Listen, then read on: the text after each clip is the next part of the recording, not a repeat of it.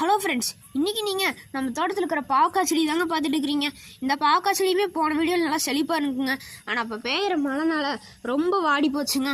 எனக்கு தெரிஞ்சு தான் நம்மளோட கடைசி அறுவடைன்னு நினைக்கிறேன். பாவக்காயுமே ஃபஸ்ட்டு இருந்த அளவுக்கு குவாலிட்டி இல்லைங்க, கொஞ்சம் சின்ன சின்னதாக தாங்க இருந்துச்சு. பாருங்கள், உங்கள் வீட்டில் இந்த மாதிரி நாட்டு பாவக்காய் செடி இல்லை நாட்டு காய்கறிகள் செடி ஏதாவது இருந்தால் கமெண்ட் பண்ணிட்டு போங்க. நான் போன வீடியோவில் சொல்லியிருப்பேன், நம்ம சேனல் 50 சப்ஸ்கிரைபர் அடித்தா நான் ஒரு மரம் நடுறதாக. அதனால் நான் ஒரு மரம் கூறிய சீக்கிரம் நட போகிறேங்க. அது என்ன மரம்னு சொல்லி நீங்களே கமெண்ட் பண்ணிடுங்க, வாங்கிட்டு போய் நட்டுறலாம். பாருங்கள், பாவக்காய் பறிச்சிட்டேங்க. எல்லாம் பழுத்து இருந்துச்சுங்க பாவக்காய். சரி, நம்ம அடுத்ததுக்கு விதையை சேகரித்து வச்சுக்கலாமேன்னு சொல்லி பிளான் பண்ணேங்க. பாருங்கள், எப்படி இந்த இடத்துல நிறையா விதை கீழே விழுந்துருச்சுங்க. அதுலேருந்து முளைச்சி வந்துடும். நானும் அப்படியே காட்டுக்குள்ளே கொஞ்சம் போடலாமேன்னு சொல்லிட்டு வீசினேங்க. பாருங்கள், போய் எல்லாம் விழுந்துருச்சு.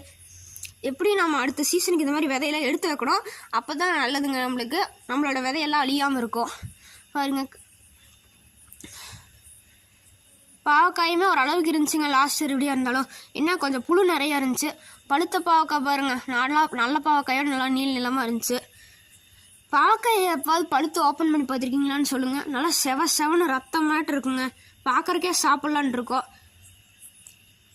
பாவக்காய் பழத்தை வேணால் சட்னி கூட ஆட்டலாங்க, ஆனால் நான் ஆட்டலைங்க.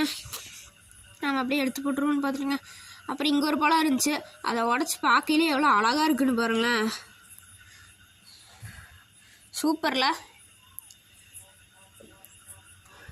பாருங்களேன் எவ்வளோ அழகாக இருக்குன்னு. ஓகே ஃப்ரெண்ட்ஸ், பாய். சப்ஸ்கிரைப் பண்ணிட்டு போயிருங்க. அப்படியே அடுத்த வீடியோவில் பார்க்கலாம்.